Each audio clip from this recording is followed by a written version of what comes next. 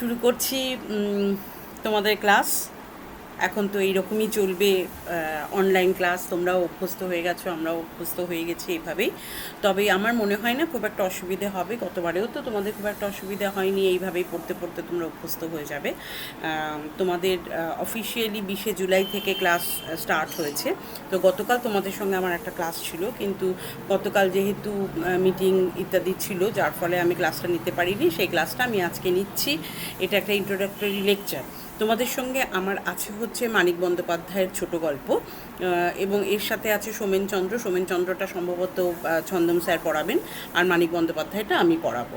আচ্ছা, মানিক বন্দ্যোপাধ্যায়ের 4টে গল্প তোমাদের সঙ্গে আছে। একটা হচ্ছে কুষ্ঠরোগীর বউ, একটা হচ্ছে সরীসৃপ, আর একটা হচ্ছে দুঃশাসনীয়, আর একটা হচ্ছে শিল্পী। তো এই 4টে গল্প প্র্যাকটিক্যালি খুব ইন্টারেস্টিং। যে জায়গাটা তোমাদের আমি বলবো যে এই 4টে গল্প কেন বাছা হয়েছে, এতগুলো গল্পের মধ্যে 4টে গল্প কেন বাছা হয়েছে। মানিক বন্দ্যোপাধ্যায় পড়তে গেলেই প্রাইমারিলি বা খুব প্রাথমিকভাবে যে জিনিসটার উপরে আমরা গুরুত্ব দিয়ে থাকি সেটা হচ্ছে মানিক বন্দ্যোপাধ্যায়ের একটা হচ্ছে তিনি মানুষের অবচেতন নিয়ে কাজ করেছেন। অর্থাৎ মানিক বন্দ্যোপাধ্যায় মানেই এক নিঃশ্বাসে আমরা বলি ফ্রয়েডীয় চিন্তাভাবনা, ফ্রয়েডীয় অবচেতনের যে ধারণা, সেই ধারণা, ফ্রয়েডের সেক্সুয়ালিটি বা যৌনতাবাদ, ড্রিম, অর্থাৎ ফ্রয়েডীয় যে কনসেপ্ট বা ফ্রয়েডীয় যে ধারণা, সেই ধারণার দ্বারা সেই ধারণার কী ধরনের প্রয়োগ বা কী ধরনের ব্যবহার আমরা দেখতে পারে মানিক বন্দ্যোপাধ্যায়ের গল্পের মধ্যে আমরা দেখতে পাই। এটা যেমন একটা দিক, অর্থাৎ মানুষের অন্তর্নিহিত বা অবচেতনের যে কথা বা অবচেতন মনের যে চিন্তা ভাবনা, তার বহিঃপ্রকাশ, অর্থাৎ মানুষের মন নিয়ে সেখানে একটা বিরাট প্রেক্ষিত বা বিরাট প্রেক্ষাপটে আমরা দেখতে পাই যে মানিক বন্দ্যোপাধ্যায়ের গল্পের চরিত্ররা খেলা করে। একটা যেমন এটা, অন্যদিকে আবার আমরা মানিক বন্দ্যোপাধ্যায় মানেই হচ্ছে মার্কসিজম, মানিক বন্দ্যোপাধ্যায় মানেই হচ্ছে কি বলে মার্ক্সীয় দীক্ষা ইত্যাদি। অর্থাৎ আজীবন মানিক বন্দ্যোপাধ্যায় বৈজ্ঞানিক মনস্ক লেখক, তিনি আজীবন মার্ক্সীয় দর্শনে বিশ্বাসী ছিলেন এবং তিনি একসময় পার্টির হোল টাইমার ছিলেন। কিন্তু মুশকিলটা কি জানো তো, আমরা জানি মার্ক্সীয় দর্শন, মার্ক্সীয় চিন্তাধারা, মার্ক্সীয় বৈপ্লবিক চিন্তা ভাবনা ইত্যাদি মানেই হচ্ছে ধরো তথাকথিত যে দলমত, যে আমরা যেরকম বলি যে সিপিএম বা ইত্যাদি, এইটা না। এই জায়গাটা থেকে আমরা বেরিয়ে আসবো। আমরা দেখব যে মার্ক্সীয় দর্শন, মার্ক্সীয় দর্শন মানে কি? মার্ক্সীয় দর্শনের প্রধান কথাই হচ্ছে যে সাম্যবাদ, শ্রেণী সংগ্রাম। কতগুলো মার্ক্সীয় দর্শনের সঙ্গে কতগুলো শব্দ ভীষণভাবে জড়িয়ে যায়। একটা হচ্ছে শ্রেণী চেতনা, একটা হচ্ছে শ্রেণী সংগ্রাম, একটা হচ্ছে সাম্যের অধিকার। অর্থাৎ এই যে ধনতন্ত্র, এগুলো একটু মাথায় রাখতে হবে। এই যে ধনতান্ত্রিক সমাজ ব্যবস্থা বা ধনতান্ত্রিক শ্রেণী বিন্যাস আমাদের এখানে, গরিব এবং বড়লোক, গরিব এবং বড়লোক, যার পয়সা আছে সে হচ্ছে বড়লোক, আর যার পয়সা নেই সে হচ্ছে গরিব। এবং বড়লোকদের হাতে প্রতিনিয়ত গরিবেরা কি হচ্ছে, তারা শোষিত হচ্ছে। এবং শোষিত হওয়ার ফলে, কারণ বড়লোকের হাতে তো ক্ষমতা কুক্ষিগত হয়ে রয়েছে, এবং এই যারা সর্বহারা বা যাদের কিচ্ছু নেই, তারা বড়লোকদের দ্বারা প্রতিনিয়ত শোষিত হচ্ছে। কেমন হ্যাভস অ্যান্ড হ্যাভ নটস, এই দুটো কনসেপ্ট আমাদের সমাজে মানে আমাদের চোখে বা আমরা এটাকে জানি। কিন্তু মার্ক্সীয় দর্শনে বলা হলো যে না, এটা করলে তো কখনোই হবে না। অর্থাৎ ধন বন্টনে, ধনের একটা সুষম বন্টন থাকা দরকার। ধন বন্টনের ভিত্তিতে সমাজে একটা যে বৈষম্য, সেই বৈষম্যের জায়গায় একটা সমতা বা একটা সাম্য আনতে হবে। কেমন একটা সাম্য আনতে হবে, যার জন্য আমরা রাশিয়ার ইতিহাস যখন আমি পড়ি, যে কমিউনিস্ট কান্ট্রি যে রাশিয়া, সেই রাশিয়াতে আমরা দেখেছি যে কীভাবে মানে এই ধন বন্টনের সমতা এনে যে শ্রেণীসাম্য আনার যে প্রয়াস, সেটা সেখানে কিভাবে কার্যকরী হয়েছে। এবং এখানেও তিনি সেইটাই চেয়েছিলেন যে এই সর্বহারা যারা, তারা যে প্রতিনিয়তই মালিকপক্ষ বা বড়লোক বা জমিদার, এদের দ্বারা প্রতিনিয়ত তারা কি হচ্ছে, শোষিত হচ্ছে। এবং এই শোষিত হতে হতে হতে হতে একটা সময় আসবে যখন এই মানুষগুলো দলবদ্ধ হবে, যখন এই মানুষগুলো সংঘবদ্ধ হবে এবং সংঘবদ্ধ হয়ে তারা সংগ্রামে হবে, ঝাঁপিয়ে পড়বে। অর্থাৎ যা এই শোষক শ্রেণী বা মালিক পক্ষ যারা, তাদের বিরুদ্ধে তারা কি করবে, ঝাঁপিয়ে পড়বে। যেমন কৃষক বিদ্রোহ হবে, তারপরে ট্রেড ইউনিয়ন তৈরি হবে, শ্রমিকরা বিপ্লব করবে। অর্থাৎ শ্রেণী সংগ্রামের একটা ইতিহাস তৈরি হবে, শ্রেণী সংগ্রামের ইতিহাস তৈরি হবে। যে আমরা তো দেখেছি ট্রেড ইউনিয়ন মানেই হচ্ছে এই যে শ্রমিক সংগঠনগুলো, তারা কি করছে, মালিক পক্ষ যখনই তাদেরকে শোষণ করছে তখনই তারা সেই মালিক পক্ষের বিরুদ্ধে প্রতিবাদী হয়ে উঠছে। অর্থাৎ এই মানুষগুলোর প্রতিবাদের অধিকার আনতে হবে। এবং তারা প্রতিনিয়ত যে লড়াইটা করছে, সেই লড়াইটা কিন্তু করছে তারা তাদের অধিকারের জন্য, তারা তাদের দাবির জন্য, তাদের ইকুয়ালিটি, কোয়েশ্চেন অফ ইকুয়ালিটি, এইটার জন্য তারা প্রতিনিয়ত লড়াই করছে। অর্থাৎ মার্কসিজমের সঙ্গে কমিউনিজমের সঙ্গে ভীষণভাবে জড়িয়ে থাকছে হচ্ছে একটা শ্রেণী সংগ্রামের ইতিহাস, তারপরে একটা ঐক্যবদ্ধ, দলগত ঐক্যবদ্ধভাবে একটা বিপ্লবের ইতিহাস, এবং একটা শোষণের ইতিহাস। শোষণটা আসছে বলেই সেইখান থেকে কিন্তু বিপ্লবের সূচনা হচ্ছে। তো এই জায়গাটাতেই এই সংগ্রাম, এই আন্দোলন, এই শ্রেণী সংগ্রাম, এই ধনবন্টনের সমতা, এই কমিউনিজম, এই মার্কসিজম, এই দর্শন, এই ভিক্ষা, এগুলোর সঙ্গেও কিন্তু ওতপ্রোতভাবে মানিক বন্দ্যোপাধ্যায় চিরকালই এর সঙ্গে ভীষণভাবে উন্নীত ছিলেন এবং তিনি পার্টির হোল টাইমার ছিলেন।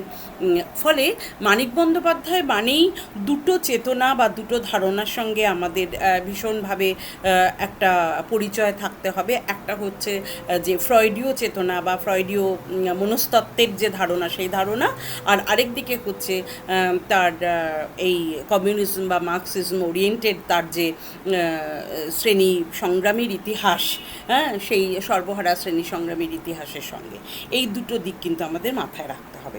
এই দুটো দিক যদি আমরা মাথায় রাখি, তাহলে আমরা দেখতে পাবো যে চারটি গল্প তোমাদের এখানে নির্বাচন করা হয়েছে, তার মধ্যে Sarisrip one of the best short story written by Manik Bandyopadhyay short স্টোরিজের মধ্যে বা ছোটো গল্পের মধ্যে প্রাগৈতিহাসিক এবং সরীসৃপ পড়েনি এরকম মানুষ বোধহয় পাওয়াই যায় না। বা বাংলা যারা পড়েছে তারা অবশ্যই অবধারিতভাবে এই দুটি গল্প পড়েছে। প্রাগৈতিহাসিক তোমাদের নেই, আছে সরীসৃপ। যখন চারটে গল্প আমরা পড়ব তখন আমরা দেখতে পাবো এই সরীসৃপ এবং কুষ্ঠরোগীর বউ, এই দুটি গল্প নির্বাচনের অন্যতম কারণ হচ্ছে এই দুটি গল্পই মানব মনের যে গূঢ় অবচেতনে যে প্রতিনিয়ত প্রবৃত্তির খেলা চলতে থাকে, অন্ধকারের খেলা চলতে থাকে, সেই প্রবৃত্তি অনুশাসিত তার যে মন এবং তার যে সামাজিক মন, এই দুই মনের যে প্রতিনিয়ত দ্বন্দ্ব এবং সেই দ্বন্দ্ব থেকে উঠে আসা তার যে ব্যবহার, এই সমস্তগুলো নিয়েই কিন্তু একটা অন্য গল্পের একটা অন্য আবহ, একটা অন্য পরিমণ্ডল তৈরি করে, যার উপরে নির্ভর করে একাধিক খুব অল্প চরিত্র, যেমন কুষ্ঠরোগীর বউতে আমরা দেখতে পাবো মাত্র দুটি চরিত্র, মহাশ্বেতা এবং তার বর যতীন। সরীসৃপেও আমরা দেখতে পাবো মাত্র তিনটি চরিত্র। এই রকম বনমালী, চারু এবং পরী, দুই বোন এবং বনমালী, একটি পুরুষকে কেন্দ্র করে নিয়ে দুই বোনের যে টানাপোড়েন, মানসিক টানাপোড়েন, এবং সেই মানসিক টানাপোড়েন, তার প্রবৃত্তি, তার অবদমন, সেইখান থেকে তার ব্যবহারিক যে তারতম্য, তার সংকট, এই সব কিছু মিলিয়েই একদম একটা অন্য ধরনের গল্প হচ্ছে কুষ্ঠরোগীর বউ এবং একদম অন্য ধরনের গল্প হচ্ছে সরীসৃপ। যখন আমরা পড়বো তখন তোমরা বুঝতে পারবে যে কেন এগুলোকে একসঙ্গে, এই দুটোকে আমি তো যে জায়গাটায় বলতে বলতে আর কি থেমে গেলাম, যে এই দু ধরনের গল্প, একদিকে হচ্ছে কুষ্ঠরোগীর বউ এবং সরীসৃপ যখন আমরা পড়ব তখন দেখব যে এই মানুষের প্রবৃত্তি, মানুষের অবচেতন, মানুষের সংকট, বেঁচে থাকার সংকট, জীবন সংগ্রামের সংকট, বেঁচে থাকা, খাওয়া, বাসস্থান, যৌনতা, এইগুলো তো মানুষের প্রাইমারি ইনস্টিংক্ট। আমাদের প্রাথমিক ইনস্টিংক্ট হচ্ছে, প্রথম হচ্ছে খাদ্য, তারপরে হচ্ছে বাসস্থান, তারপরে হচ্ছে আমাদের যৌনতা। এই যে জিনিসগুলো, সেই জিনিসগুলো মানুষের ব্যবহারকে কিভাবে প্রভাবিত করে, মানুষের পারস্পরিক সম্পর্ককে কি করে প্রভাবিত করে, এবং মানুষ কিভাবে এই এই অবচেতনের এই যে আলো আঁধারি খেলা, সেটাকে সে কিভাবে ট্যাকল করে, এইগুলো নিয়ে হচ্ছে এই দুটো গল্প। আর অন্য যে দুটো গল্প, শিল্পী এবং দুঃশাসনীয়, এই দুটো গল্প আমরা পড়লেই বুঝতে পারবো যে দুটো গল্পই একদা বস্ত্র আন্দোলন হয়েছিল, সেই বস্ত্র আন্দোলনের ওপরে নির্ভর করে শ্রেণী সংগ্রামের যে ইতিহাস, তাঁতিদের যে ইতিহাস, এবং একটা কৃত্রিম মানে ম্যানমেড একটা ক্রাইসিস তৈরি করা হয়েছিল। বস্ত্র যে সংকট, যেটা সুতো, সেই সুতোর যে সংকটটা, সেই সংকটটা একটা কালোবাজারির মাধ্যমে একটা কৃত্রিম সংকট তৈরি করা হয়েছিল, এবং যার ফলে আমরা দেখেছি যে হাজার হাজার বাংলার তাঁতি, যারা তাঁত বন্ধ করে দিয়েছিল, যারা আত্মহত্যা করেছে, যারা না খেতে পেয়ে মারা গেছে, তাদের মানুষজন কিভাবে একেবারে রাস্তায় নেমে এসেছে। এই যে একটা সংকট তৈরি হয়েছে, অর্থনৈতিক সংকট তৈরি হয়েছিল, সেই সংকটের উপরে ভিত্তি করে সেখানে যে তাঁতিদের একটা শ্রেণী সংগ্রাম, তাদের অধিকার নিয়ে, তাদের দাবি নিয়ে, তাদের যে বিপ্লবের চেহারাটা, সেই বিপ্লবের চেহারাটা দুটো দিক আমরা দেখব। একটা হচ্ছে শিল্পী গল্পে একরকমভাবে ধরা হয়েছে, দেখানো হয়েছে, শিল্পী গল্পে প্র্যাকটিক্যালি শ্রেণী সংগ্রাম বা শ্রেণী আন্দোলনের যে চেহারাটা, একটা ঐক্যবদ্ধ, একটা দলবদ্ধ একটা শ্রেণী সংগ্রামের ছবি আমরা সেখানে দেখতে পাবো। আর দুঃশাসনীয়তে দেখতে পাবো যে এই কৃত্রিম যে বস্ত্র সংকটের চেহারাটা, এবং সেই কৃত্রিম বস্ত্র সংকটের চেহারার মধ্যে দিয়ে মানুষের একটা পরিণতি, সেই পরিণতিটা অবশ্যই একটা নেগেটিভ পরিণতি। এবং দুঃশাসনীয় গল্পটা আমার ব্যক্তিগতভাবে ভীষণ একটা প্রিয় গল্প, কারণ এখানে সবথেকে ইন্টারেস্টিং একটা জিনিস সেটা হচ্ছে যে বস্ত্র নেই, বস্ত্র সংকট, ফলে প্রত্যেকটা কোনো মানুষের অঙ্গে কোনো বস্ত্র নেই, গোটা বাড়িতে হয়তো একটাই কাপড় আছে, সেই কাপড়টা পরে হয়তো শাশুড়ি স্নান করতে যাচ্ছে, শাশুড়ি স্নান করে এসে ঘরের মধ্যে ঢুকে সেই কাপড়টা ছেড়ে দিচ্ছে ছেলের বউকে, ছেলের বউ আবার সেটা পরে স্নান করতে যাচ্ছে, তারপরে তার ননদ পরে স্নান করতে যাচ্ছে, একটা কাপড়ই ঘুরে ঘুরে পড়ছে, বাকি সময়টা তারা কি থাকছে, উলঙ্গ থাকছে। তাদের গায়ে তাদের লজ্জা নিবারণের জন্য একটা সুতো সেখানে নেই। এবং মারাত্মক কথা যে অন্ধকারই তাদের লজ্জা নিবারণ করছে, কারণ অন্ধকারে তো কিছু দেখা যাচ্ছে না, সুতরাং অন্ধকারকে তারা গায়ে জড়িয়ে থাকছে। কি সাংঘাতিক একটা জায়গা, কি মারাত্মক একটা কি মারাত্মক একটা অভিব্যক্তি, যে মানে নারীর যে সবথেকে বড় লজ্জা বা ভূষণ, নারীর ভূষণ যে লজ্জা, সেই লজ্জাটাকে সে কি করে আবৃত করছে না, অন্ধকারকে, ঘরের অন্ধকারে নিজেকে জড়িয়ে সে রাখছে। রাত্রিবেলায় যখন প্রকৃতি নিজে অন্ধকার হয়ে যাচ্ছে, তখন তারা বাইরে বেরোচ্ছে কাজ করতে, নগ্ন অবস্থাতে তারা কাজ করতে বেরোচ্ছে। এইরকম একটা জায়গা থেকে দুঃশাসনীয় গল্পটা লেখা। তাহলে এই দু ধরনের গল্প আমরা পড়ব। মানিক বন্দ্যোপাধ্যায় মানেই তো এই দু ধরনের কনসেপ্ট, একটা হচ্ছে ফ্রয়েডীয় কনসেপ্ট, আর একটা হচ্ছে তার মার্কসিজম এবং কমিউনিজমের কনসেপ্ট। খুব ইলাবোরেটলি হয়তো সেটা বলছি না, কিন্তু যেহেতু আমি প্রথমে ধরো সরীসৃপ বা কুষ্ঠরোগীর বউ ধরবো, ফলে আমি একটুখানি তোমাদের সঙ্গে হতে চাই, মানে কথাবার্তা বলে, সেটা হচ্ছে ফ্রয়েডীয় তত্ত্ব বা ফ্রয়েডীয় কথা। খুব বেসিক কতগুলো জিনিস, খুব বেসিক কথা। সেটা কি, যে আমরা জানি মানুষের মন কেমন, এই মনটা কি, এই মনটা হচ্ছে আমার ভেতরকার কতগুলো ইনস্টিংক্ট। একটা শিশু যখন জন্মায় সে তার কতগুলো ইনস্টিংক্ট বা কতগুলো প্রবৃত্তি নিয়ে জন্মায়। কীরকম প্রবৃত্তি? বেসিক তো, ছোট্ট শিশু, সে তখন কি জানে, তার খিদে পেলে সে কাঁদে, আচ্ছা, তার কিছু ত্যাগ করার হলে সে অচিরেই সেটা ত্যাগ করে। কেমন? সে গ্রহণ করছে, সে বর্জন করছে। খিদে পেলে খাচ্ছে, যখন তার প্রকৃতির নানান ধরনের নেচার্স কল আসছে তখন সে নয় হিসু করছে, নয় সে পটি করছে, কিছু একটা করছে ইনস্টিংক্টলি। তাহলে তার দুটো জিনিস লাগছে, একটা হচ্ছে খিদে, খাচ্ছে, হ্যাঁ, মাতৃদুগ্ধ সে পান করছে, একটা হচ্ছে তার খিদে পাচ্ছে, তার ক্ষুণ্ণিবৃত্তি হচ্ছে, আর আরেকটা হচ্ছে তার যখন বর্জন করার কথা ব্যাপারটা হচ্ছে তখন সে বর্জন করছে। এই দুটো প্রবৃত্তি কিন্তু তার মধ্যে কার্যকরী হচ্ছে।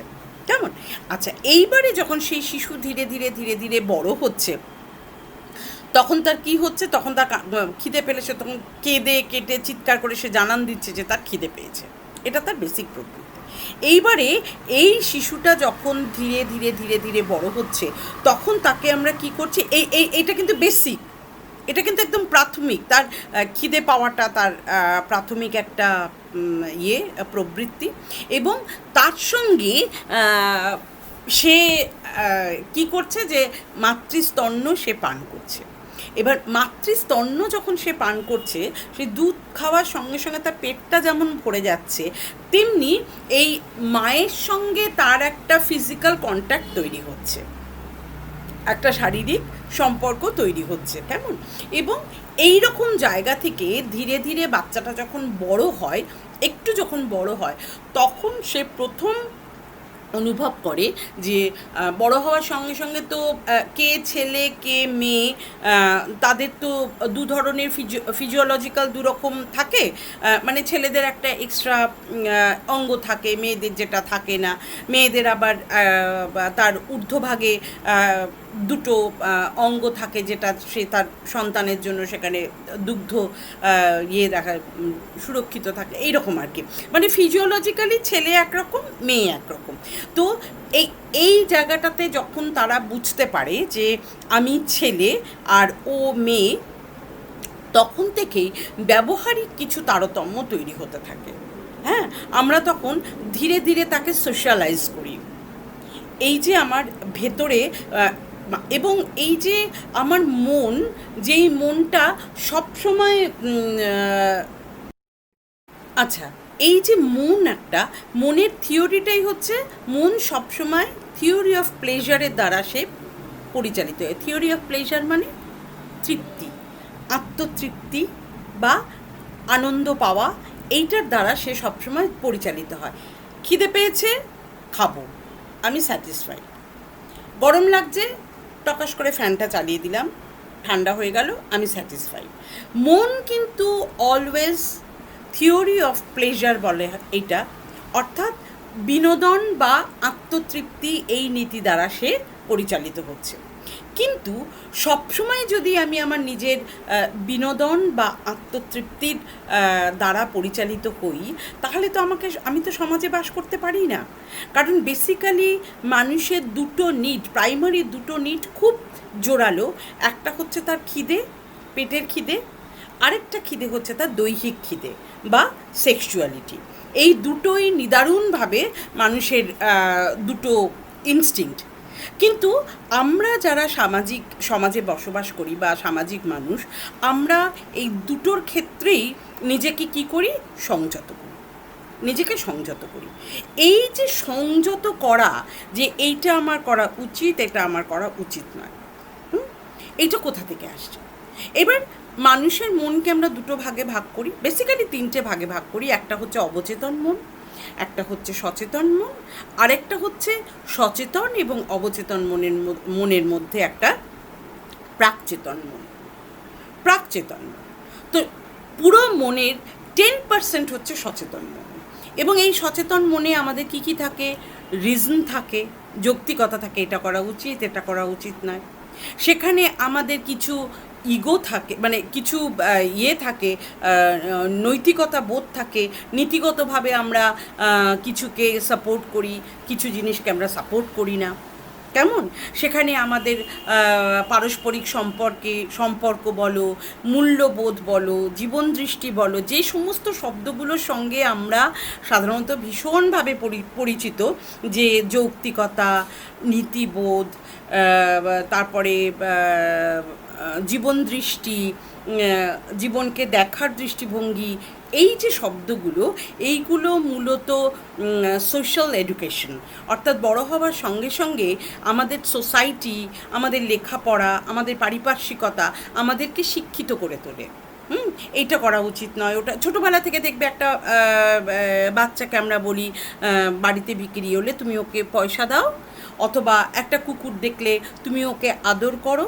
এই যে তাকে প্রতিনিয়ত আমরা কি করে তুলছি, বিভিন্ন ধরনের ব্যবহারিক শিক্ষার মধ্যে দিয়ে আমরা তাকে শিক্ষিত করে তুলছি। This is the 10% of the mind. And এই যে 90% অফ দ্য মাইন্ড, এই 90% অফ দ্য মাইন্ড হচ্ছে অসচেতন মন, যে অসচেতন বা অবচেতন মন, যে অবচেতন মন is completely controlled by the sexuality বা যৌনতা। কেমন? এই হচ্ছে থিওরি অফ প্লেজারের দ্বারা সবসময় পরিচালিত। অর্থাৎ আমার যখন যেটা চাই দরকার, বা আমার শরীর চাইছে, আমার মন চাইছে, আমি তখনই সেটা করব। কিন্তু সেটা কি আমাদের হয়? আমার ধরো কারোর সঙ্গে কোনো মুহূর্তে প্রচণ্ড একটা রাগ হলো, আমার তাকে মনে হচ্ছে আমি এক্ষুনি তাকে মেরেই দেবো, এটা আমার ইনস্টিংক্ট কাজ করছে, কিন্তু আমরা তখন নিজেকে কী করি, নিজেকে সংযত করি যে না, আমার এটা করা উচিত নয়। এই যে এটা করা উচিত আর এটা করা উচিত নয়, এটা হচ্ছে আমার সচেতন মন। আর অসচেতন বা অবচেতন মন আমাকে কি বলছে, ওকে এক্ষুনি আমি মারবো, বা ওকে আমি এক্ষুনি খুন করব, বা এই যে ধরো চারিদিকে এত খুন, তারপরে ধর্ষণ, বা এই যে ঘটনাগুলো এত বেড়ে গেছে, এগুলো সবই কিন্তু প্রবৃত্তির তাড়না। অর্থাৎ প্রবৃত্তির তাড়না আমাদের প্রত্যেকের মধ্যেই আছে, কিন্তু আমরা আমাদের যে শিক্ষিত মন বা সচেতন মন, সেই মনের দ্বারা আমরা সেই প্রবৃত্তির মুখে লাগাম পরাই, আমরা সেটাকে সংযত করি, এবং সংযত করে আমরা কি করি, সেটাকে সাপ্রেস করি। দ্যাট ইজ কল্ড অবদমন, সাপ্রেশন বা রিপ্রেশন, যাই বলি না কেন, সেটাকে আমরা সাপ্রেস করি। সেটাকে সাপ্রেস করে আমরা অবদমনে চালিয়ে দিই, যে না, এটা করা উচিত নয়, আমার যতই রাগ হোক বা আমার যতই এটা ইচ্ছে হোক না কেন, এটা অনৈতিক, অসামাজিক, অযৌক্তিক। হ্যাঁ, এগুলোকে আমার কি করতে হবে, এগুলোকে আমার চালিয়ে দিতে হবে একেবারে অসচেতন মনে বা অবচেতন মনে। এইভাবে আমরা কি করি, প্রতি মুহূর্তে প্রবৃত্তি, যে প্রবৃত্তিগুলো নেগেটিভ আচরণ করে, সেই প্রবৃত্তিগুলোকে আমরা প্রতিনিয়ত আমাদের অবচেতন মনে কিন্তু চালিয়ে দিই। এবং অবচেতন মনে যে চালিয়ে দিলাম, তার মানে এই নয় যে সেটা ভ্যানিশ হয়ে গেল, সেটা উবে গেল মন থেকে, একেবারেই নয়। সেটা কিন্তু রইল, কিন্তু সেটা সাপ্রেসড অবস্থাতে রইল। তো অনেক সময় যেটা হয়, যে কোনো একটা ঘটনার অনুষঙ্গে হঠাৎ করে ওই ভেতরে যেটা সাপ্রেসড অবস্থাতে যে ইচ্ছেটা ছিল, সেটা তখন হয় কি, আমাদের ওই প্রাকচেতন মনে চলে আসে, লুজ হয়ে গিয়ে প্রাকচেতন মনে চলে আসে। তখন আমরা অনেক সময় সেটাকে স্বপ্নে দেখতে পাই, আমরা স্বপ্নে দেখি। তো ওই সাপ্রেসড ইচ্ছেটা কখনো কখনো ওই মানে অসচেতন প্রাকচেতন মনে চলে আসে, কখনো সেটা আমরা স্বপ্নের মধ্যে দিয়ে দেখতে পাই, বা কখনো আমাদের মনে ওই ইচ্ছেটা জাগরিত হয়, কারণ ওটা প্রাকচেতন মনে কিন্তু চলে এসেছে। আবার আমরা ওটাকে নতুন করে কি করি, রিপ্রেস করি, আবার ওটাকে আমরা নতুন করে অবদমন করে, সেই প্রবৃত্তিটাকে অবদমিত করে আমরা সেটাকে আবার অবদমনে চালিত বা অবচেতন মনে আমরা চালিত করে দিই। তো তাহলে একটা জিনিস আমরা বুঝতে পারছি, যে প্রতিনিয়ত আমাদের মধ্যে কিন্তু এই রকম একটা মানে চাপা দেওয়া, এইরকম একটা দমন পীড়ন প্রতি মুহূর্তে কিন্তু মানুষের মধ্যে চলতেই থাকে, এই কনফ্লিক্টটা কিন্তু চলতে থাকে। কারণ মাথায় রাখতে হবে যে 90% mind is unconscious mind and 10% is conscious mind. তো এই 90% আনকনশিয়াস মাইন্ডের যে ইচ্ছে, সেই ইচ্ছেটার সঙ্গে প্রতিনিয়ত কিন্তু এই যে 10% আমাদের সোশ্যাল মাইন্ড বা আমাদের কনশিয়াস মাইন্ড, সেই কনশিয়াস মাইন্ডের কিন্তু প্রতিনিয়ত লড়াই চলতে থাকে, এবং লড়াই করে সে যেগুলোকে পাঠিয়ে দেওয়ার অবচেতনে পাঠিয়ে দেয়, আর যেগুলোকে গ্রহণ করা সেগুলোকে সে গ্রহণ করে। কেমন? তো এই মনেরই আবার 3টে ভাগ আমরা দেখি, ego and super ego. Eid হচ্ছে আমার জৈবিক ইচ্ছা। আমার জৈবিক ইচ্ছা মানে মনের যে সচেতন মনের আবার 3টে ভাগ। এমনিতেও মনের 3টে ভাগ আমরা দেখতে পাচ্ছি, যে অবচেতন, প্রাকচেতন এবং চেতন মন বা সচেতন মন। এবার সচেতন মনের আবার 3টে ভাগ, Eid, ego and super ego.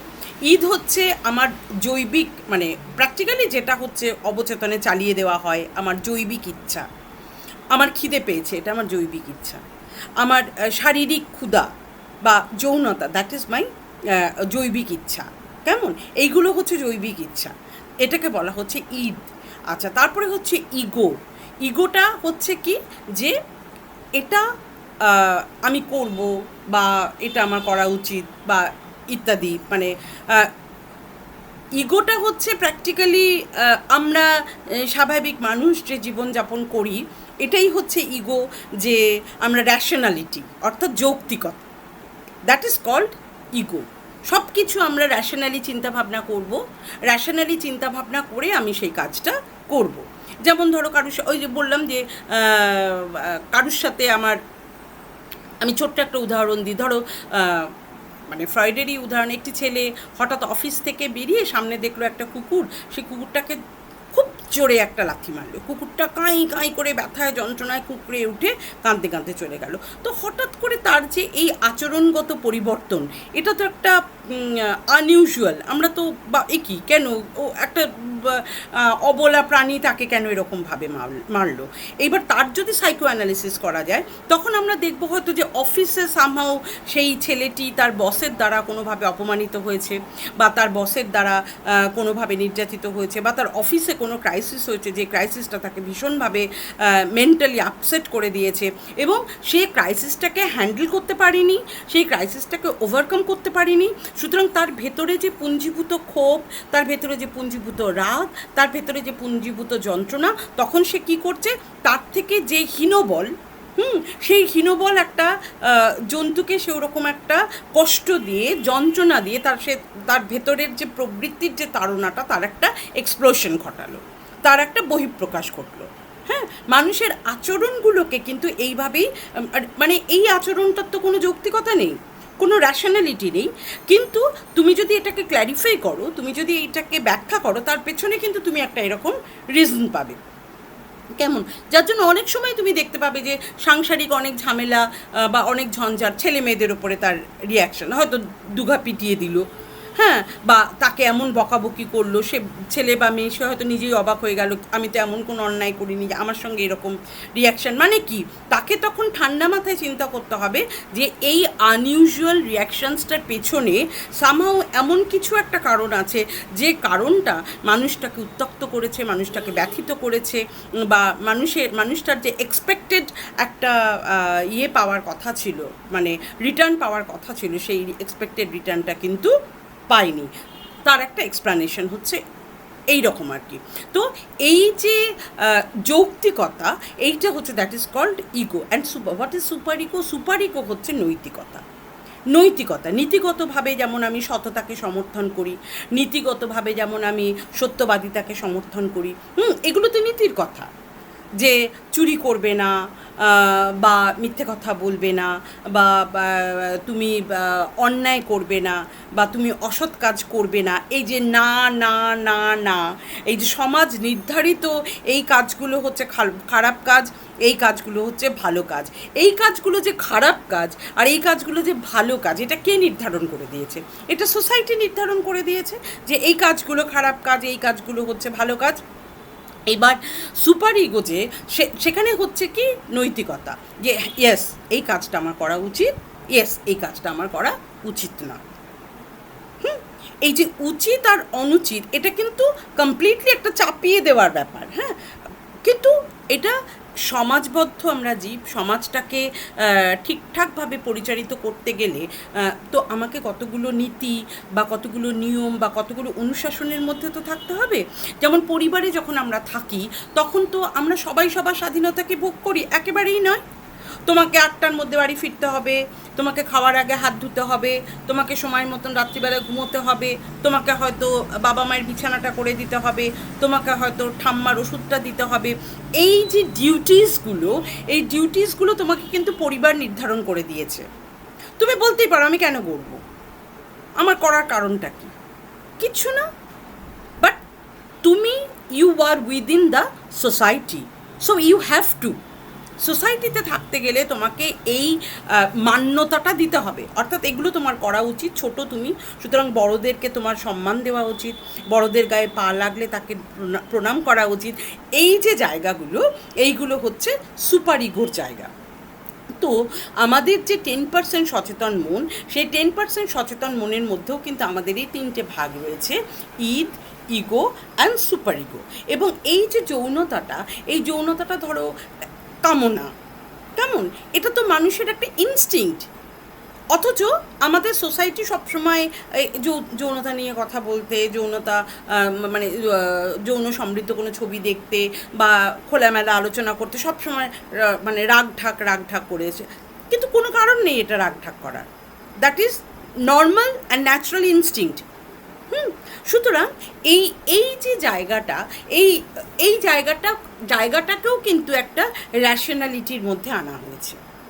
আমরা যদি প্রত্যেকটা নরনারী পারস্পরিক যে তাদের যে সম্পর্ক, তাদের যে ভালোবাসার সম্পর্ক, তাদের যে বৈবাহিক সম্পর্ক, সেই বৈবাহিক সম্পর্কের একটা পার্ট হচ্ছে এই সেক্সুয়ালিটি, কেমন? কারণ এইটা হচ্ছে তার আরেকটা কারণ হচ্ছে যে সন্তান উৎপাদন, আমার বংশ বৃদ্ধি করা, সন্তান উৎপাদন করা, কাইন্ড অফ প্রোডাক্টিভিটির সঙ্গে এই নারী পুরুষের মিলনটা ভীষণভাবে রিলেটেড। তো এই যে জায়গাটা আমরা খুব র্যাশনালি এটাকে করি, ব্যবহার করি, কেমন? এই যে নারী পুরুষের যে যৌন সম্পর্ক, এই সম্পর্কটাকে আমরা অত্যন্ত র্যাশনালিটির সঙ্গে, অত্যন্ত যৌক্তিকতার সঙ্গে আমরা সেটাকে ব্যবহার করি। পশু পাখি যারা, তাদের মধ্যে এই র্যাশনালিটি নেই, ফলে আমরা দেখেছি তাদের ওপেন মিটিং, হ্যাঁ, তারা ওপেন মিটিং করছে, তাদেরও ওই প্রোডাক্টিভিটি বা বংশবৃদ্ধি করাই হচ্ছে তাগিদ। আচ্ছা, কিন্তু যখন আমি দেখছি সমাজে একটার পর একটা এরকম ধর্ষণ হচ্ছে, তখন সেটা কি? That is nothing but a theory of pleasure. এবং সেই থিওরি অফ প্লেজারটা যখন এইরকম একটা বিকৃত, এইরকম একটা বিভৎস চেহারা নিচ্ছে, তখন তো সেটাকে কখনো সমাজ সমর্থন করতে পারে না। অর্থাৎ যে ধর্ষক, তার সেই যে প্রবৃত্তিটা সাংঘাতিকভাবে একটা ব্যাড, একদম অ্যানিম্যাল ইনস্টিংক্ট, এটাকে that is called animal instinct. এই অ্যানিম্যাল ইনস্টিংক্টটাকে কন্ট্রোল করা, এই অ্যানিম্যাল পাশব প্রবৃত্তিকে অবদমন করাই তো শিক্ষা। পাশব প্রবৃত্তি মুখে লাগাম পরিয়ে সেটাকে অবচেতনে চালিয়ে দেওয়াটাই তো আমাদের সুস্থ মানসিকতা বা মানুষ যার মনুষ্যত্ব রয়েছে তার আচরণ হওয়া উচিত।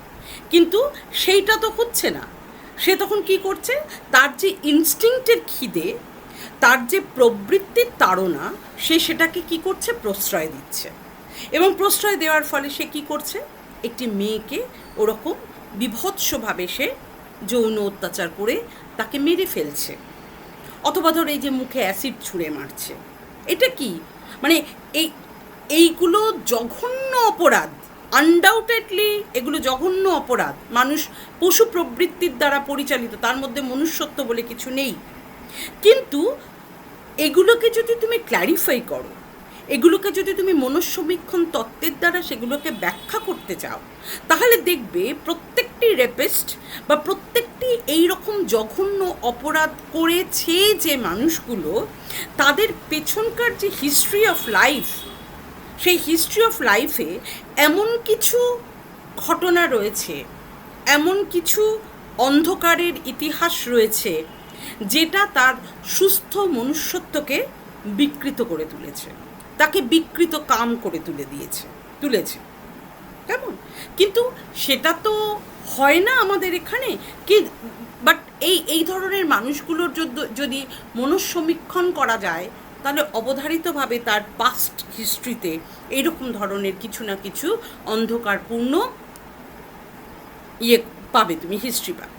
তো এই যে সেক্সুয়ালিটি বা এই যে যৌনতা, মানুষ নানাভাবে এটাকে ইউটিলাইজ করে, নানাভাবে।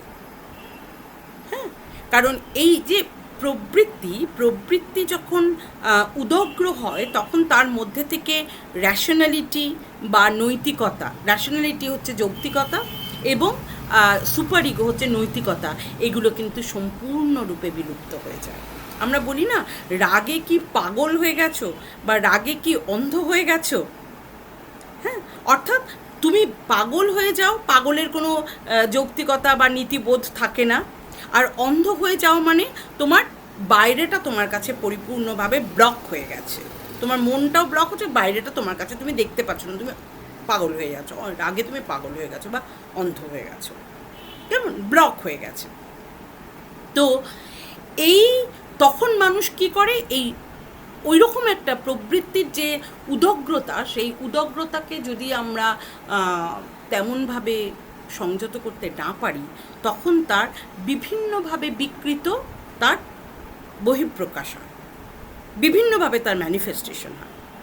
এবং মানুষ যখন প্রবৃত্তির দাস হয়, তখন তার মধ্যে র্যাশনালিটিটা হারিয়ে যায়, যৌক্তিকতাটা হারিয়ে যায়, নীতিবোধটা হারিয়ে যায়। কেমন তখন সে ওই যে ফিজিক্যাল স্যাটিসফ্যাকশন বা দৈহিক যে তৃপ্তি, যৌন তৃপ্তি, সেই যৌন তৃপ্তির পেছনে সে ছুটতে থাকে এবং সেইটাকে কাজে লাগিয়ে তার সেই যৌন তৃপ্তি বা যৌন আকাঙ্ক্ষা যেটা, সেই যৌন আকাঙ্ক্ষাকে কাজে লাগিয়ে তখন অনেক রকম কাজ হাসিল করা যায়।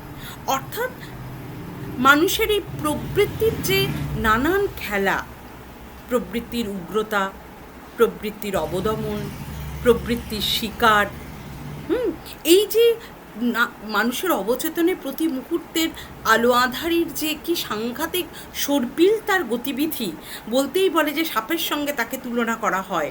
কখন যে সে ফনা তুলবে বা কখন যে সে ছোবল মারবে আর কখন যে সে সুপ্ত সাপের মতন, একেবারে বিষাক্ত সাপের মতন সে মাথা নুইয়ে শুয়ে থাকবে, এটা বোঝা যায় না, মানুষ নিজেও সেটা বুঝতে পারে না। কেমন, সুতরাং এটা একটা জটিল সিঁড়ি ভাঙা অঙ্কের মতোই মানুষের অবদমন, মনের সিঁড়ি ভাঙা, এবং প্রতিনিয়ত সেখানে আলো আঁধারির একটা খেলা চলছে। এবং এই খেলা থাকার ফলে যেটা হচ্ছে যে ওই কতগুলো শব্দ আমাদের সঙ্গে চলে আসে, যে রিপ্রেশন, অবদমন, তাকে অবদমিত করছি, আবার প্রবৃত্তির নিপীড়ন, অন্য কাউকে নিপীড়িত করে আমি এক ধরনের স্যাটিসফ্যাকশন পাচ্ছি, আমি এক ধরনের আনন্দ পাচ্ছি। দেখবে অনেকে আছে যে মানে কাউকে কাঁদিয়ে, কাউকে কষ্ট দিয়ে, কাউকে নিপীড়ন করে সে কিছু না কিছু এক ধরনের মেন্টাল স্যাটিসফ্যাকশন পায়, দ্যাট ইজ কল্ড স্যাডিজম। এইটা হচ্ছে মানুষের নেগেটিভ মনের বা নেতিবাচক যে মন, মানুষের একটা ইতিবাচক মন থাকে, একটা নেতিবাচক মন থাকে। মানুষের এই নেতিবাচক মনের কিছু কিছু বহিঃপ্রকাশ বা কিছু কিছু ম্যানিফেস্টেশন হচ্ছে এরকম, যে অন্যকে কষ্ট দিয়ে, অন্যকে যন্ত্রণা দিয়ে সে কি করতে চায়, নিজে স্যাটিসফাইড হতে চায় আর কি। কেমন, যেমন দেখো অনেক সময় দেখবে যে যারা দীর্ঘদিন অসুখে ভুগছে, দীর্ঘদিন রুগ্ন হয়ে রয়েছে, তার হয়তো চলশক্তি ক্ষমতা নেই, বাইরে বেরোতে পারছে না বা কিছু, তখন দেখবে যে তার সামনে যখন স্বাভাবিক সুস্থ মানুষ হাঁটাচলা করে বেড়াচ্ছে, সে তখন কম্পেয়ার করতে থাকে যে আমি পারছি না বাট ও পারছে। এবং এই আমি পারছি না ও পারছে, এই পারাটা কিন্তু তা, সরি রে একটা ফোন এসেছিলো, ফলে ধরতে গিয়ে কেটে গেল আর কি। তো খেয়েই হারিয়ে ফেললাম। যাই হোক, তো এই যে প্রতিনিয়ত মানুষের মধ্যে একটা অসম্ভব টানাপোড়েন তৈরি হয়, এই সচেতন এবং অবচেতন মনের চাহিদা, তাকে করা, অবদমন করা, তাকে সচেতন মনে না আসতে দেওয়া, এই সব কিছুই কিন্তু এই সব যে সরি, তো যেটা বলছিলাম যে ওই হাঁটছে, চলছে, ফিরছে, এই অসুস্থ মানুষটা প্রতিনিয়ত একটা সুস্থ মানুষকে দেখতে দেখতে দেখতে দেখতে তার মধ্যে একটা ভয়ঙ্কর রাগ বা একটা ক্ষোভের সৃষ্টি করে যে আমি পারছি না, ও পারছে।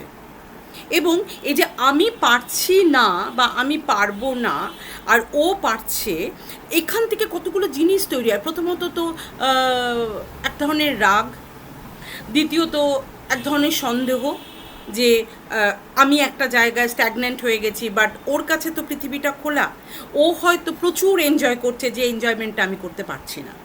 এই যে ও প্রচুর এনজয় করছে, ও প্রচুর জীবনটাকে দেখছে, জীবনটাকে উপভোগ করছে, জীবনটাকে নাড়াচাড়া করছে, ওয়ারাস আমি কিছু করতে পারছি না। এই রকম জায়গা থেকে তাদের পারস্পরিক সম্পর্কের মধ্যে কিন্তু একটা ঢুকে যায়, মানে সম্পর্কের মধ্যে একটা টানাপোড়েন তৈরি হতে থাকে, একটা তিক্ততা তৈরি হতে থাকে। এবং তারপরে সে কি করতে থাকে, তারপরে সে ওই সুস্থ মানুষটি বা তার ধরো তার স্ত্রী রয়েছে তার সামনে, ওই কুষ্ঠরোগীর বউতেই দেখতে পাবে, সুস্থ স্ত্রীকে সে কি করতে চাইছে, সন্দেহ করছে, তারপরে তাকে নানানভাবে উদ্ব্যস্ত করছে, তাকে মানে বিরক্ত করছে, তার উপরে তাকে কষ্ট দিয়ে, তাকে মানসিক পীড়ন করে, তাকে যন্ত্রণা দিয়ে সে এক ধরনের মেন্টাল স্যাটিসফ্যাকশন পেতে চাইছে। কারণ এই দীর্ঘদিন রোগ ভোগ করতে করতে করতে করতে তার মধ্যে এক ধরনের স্যাডিজম তৈরি হয়ে যাচ্ছে। এবং এই স্যাডিজমের জায়গাটা থেকে দাঁড়িয়ে সে বুঝতে পারছে যে বাইরের পৃথিবীটা আমার কাছে বন্ধ হয়ে গেছে, বা আমার যা রোগ হয়েছে, কুষ্ঠরোগীর বউতে কুষ্ঠ হয়েছিল, আমার যা রোগ হয়েছে মানুষ আমাকে ঘৃণা করছে, বা আমি নিজেই নিজেকে ঘৃণা করছি। কারণ কুষ্ঠরোগ সম্বন্ধে আমাদের ভেতরে এক ধরনের রিজার্ভেশন থাকে, এক ধরনের রেস্ট্রিকশন থাকে, সেই রকম জায়গা থেকে সে নিজেই হয়তো নিজেকে ঘৃণা করছে, সুতরাং তার বউও নিশ্চয়ই তাকে ঘৃণা করছে। এবং সামহাউ সে নিজেকে কনফাইন করে রেখেছে, সে নিজেকে আবদ্ধ, তার জীবনটাই জগৎটাই আবদ্ধ হয়ে গেছে একটা ঘরে। তার পাশাপাশি সে বউকে দেখছে, ধীরে ধীরে ধীরে ধীরে বউ স্বাভাবিক জীবনে প্রবেশ করছে, তার কাছে বাইরেটা উন্মুক্ত, সে বাইরে যাচ্ছে, বাইরের জীবনটা সে দেখছে। এই যে দুটো জীবনের কম্পেয়ার করছে, এবং এই কম্পেয়ার করা, আমি পারছি না, ও পারছে, এই যে জায়গাটা, এই যে টানাপোড়েনের জায়গাটা, এই জায়গাটা থেকে তার ভেতরে এক ধরনের যে ব্যালেন্স, মানসিক যে ভারসাম্য, সেই ব্যালেন্সটাকে সে কী করে ফেলে, হারিয়ে ফেলে। এবং তখন যদি তাকে সাইকোলজিক্যাল ট্রিটমেন্ট করা যায়, বা তখন তাকে কাউন্সেলিং করা যায়, হয়তো সে ট্রিটেড হয়ে আবার সুস্থ মানসিকতায় হয়ে আসবে। এবং এইটাই তো মনোরোগের নানান মানে অভিব্যক্তি বা মনোরোগের নানান লক্ষণ। এইটা নিয়েই কিন্তু কুষ্ঠরোগীর বউ মানিক বন্দ্যোপাধ্যায়, যে আমি এই কারণেই এই উদাহরণটা দিলাম, পরবর্তীকালে তোমাদের সুবিধা হবে আর কি। কিন্তু তখন ওই ব্যালেন্সটা, ওই র্যাশনালিটিটা তার নষ্ট হয়ে গেছে, যে ও তো সুস্থ, বাইরের পৃথিবীটা, বাইরের জগৎটা তো ওর কাছে খোলাই, কিন্তু আমার তো এই রেস্ট্রিকশন, ফলে আমার পক্ষে তো সেটা সম্ভব নয়। এই যে নিজের মনকে বোঝানো বা এই যুক্তি দিয়ে নিজেকে নিজে বোঝানো, এই জায়গাটা থাকে না। এই র্যাশনালিটিটা মানুষ হারিয়ে ফেলে, এই মানসিক ব্যালেন্সটা মানুষ হারিয়ে ফেলে। তখনই তার মধ্যে এক ধরনের নেগেটিভিটি, এক ধরনের নেতিবাচক মানসিকতা তৈরি হয়। এবং এই যে জীবনের প্রতি এক ধরনের নেতিবাচকতা, জীবনের প্রতি এক ধরনের এই প্যাসিভ দৃষ্টিভঙ্গি, সেই জায়গাটা থেকেই কিন্তু এই সন্দেহ করা, অপরকে কষ্ট দেওয়া, অপরকে যন্ত্রণা দেওয়া, দিয়ে এক ধরনের তৃপ্তি লাভ করা, স্যাটিসফ্যাকশন পাওয়া, এই জিনিসগুলো তৈরি হয়। এই মনোরোগগুলো বা এই মনের ছোট ছোট ছোট ছোট যে ইয়েগুলো, মানে কি বলবো, সংকটগুলো, এই সংকটগুলো তৈরি হয়। এবং অবধারিতভাবে এই সংকটগুলো তৈরি হলে নরনারীর যে পারস্পরিক সম্পর্ক, সেই পারস্পরিক সম্পর্কের উপরে কিন্তু এটা ভয়ঙ্করভাবে প্রভাব ফেলবে, ভয়ঙ্করভাবে সেটা প্রভাব ফেলবে। এবং সেই ধীরে ধীরে এই একটা মানে ধরো যতীনের মনের যে এই সংকট, যতীনের ভেতরকার এই যে প্যাসিভ দৃষ্টিভঙ্গি, এবং তার যে মানসিক ভারসাম্য বা ব্যালেন্স, তার যে র্যাশনালিটি হারিয়ে যাওয়া বা ব্যালেন্সের অভাব, এই জায়গাটা থেকেই তার আচরণগত এক ধরনের ব্যত্যয় ঘটবে, তার ব্যবহারটা অন্যরকম হয়ে যাবে ধীরে ধীরে, কারণ তার মধ্যে তো আর র্যাশনালিটি নেই, তার মধ্যে তো যৌক্তিকতাটাই হারিয়ে গেছে। সে তখন প্রবৃত্তির দ্বারা চালিত হচ্ছে, তার মধ্যে কিন্তু যৌক্তিকতা নেই। সে প্রবৃত্তির মানে তার ইচ্ছে করছে ওকে কষ্ট দিতে, তার ইচ্ছে করছে ওকে যন্ত্রণা দিতে, তার ইচ্ছে করছে ওকে কাঁদাতে। এগুলো হচ্ছে সবই মানে আমাদের যে 90% যে অবদমিত মন, মানে আমাদের যে ঈদ যেটাকে আমরা বলবো, এগুলো ঈদের এক একটা ঈদ তো কেবলমাত্র যৌনতা নয়, মানে কিছু যৌনতা তো আছেই, তার সঙ্গে এইগুলোও আছে। রাগ, রাগ, হিংস্রতা, যৌনতা, পীড়ন, দমন, এগুলো সবই কিন্তু হচ্ছে আমাদের ওই ঈদ বা আমাদের যে প্রবৃত্তি, যেটাকে মানুষের ইনস্টিংক্ট বলা হয়, এই ইনস্টিংক্টের এক একটা চেহারা, ইনস্টিংক্টের এক একটা মুখ। তখন তো আর যতীনের মধ্যে যে ইগো, যেটা যে র্যাশনালিটির ব্যাপারটা বা সুপার ইগো বা নৈতিকতার ব্যাপারটা, যে না এটা করা উচিত নয় বা ওটা করা উচিত নয়, এই জিনিসগুলো কমপ্লিটলি চলে গেছে। তখন তো সে একেবারেই প্রবৃত্তির অনুগত, একেবারে প্রাইমারি প্রবৃত্তি, তার অনুগত একটা মানুষ। তার মধ্যে সেই মানবিকতা, তার মধ্যে মনুষ্যত্ব, তার মধ্যে যৌক্তিকতা, এগুলো কমপ্লিটলি ভ্যানিশ। সে তখন কন্ট্রোল বাই দ্য ইনস্টিংক্ট, প্রবৃত্তির দ্বারা, যার জন্য সে মহাশ্বেতাকে কষ্ট দিচ্ছে, মহাশ্বেতাকে যন্ত্রণা দিচ্ছে, মহাশ্বেতাকে কাঁদাচ্ছে, এবং মহাশ্বেতা যত দিন যাচ্ছে, মহাশ্বেতা যত পীড়িত হচ্ছে, ততই যতীনের মধ্যে এক ধরনের প্লেজার তৈরি হচ্ছে, এক ধরনের আনন্দ সে পাচ্ছে। এবং এই সেলফ প্লেজারের জন্য সে কী করছে, মহাশ্বেতাকে প্রতিনিয়ত কষ্ট দিচ্ছে বা যন্ত্রণা দিচ্ছে। ফলে হচ্ছে কি, স্বামী স্ত্রীর যে স্বাভাবিক ইয়েটা, সম্পর্কটা, সেই সম্পর্কের উপরে সেটা ভীষণভাবে প্রভাব বিস্তার করছে, কেমন, এবং সেই সম্পর্কের চেহারাটা ধীরে ধীরে বদলে যাচ্ছে। এই পর্যন্ত থাক, তোমরা একটুখানি ইয়েটা পড়ে ফেলো, কুষ্ঠরোগীর বউটাই আগে ধরি। কুষ্ঠরোগীর বউটা গল্পটা তোমরা পড়ে ফেলো, পড়ে ফেলে আমাকে একটুখানি হোয়াটসঅ্যাপে জানাও যে পড়া হয়ে গেছে, তাহলে আমি একেবারে সরাসরি গল্পের মধ্যে ঢুকে যাব। Thank you.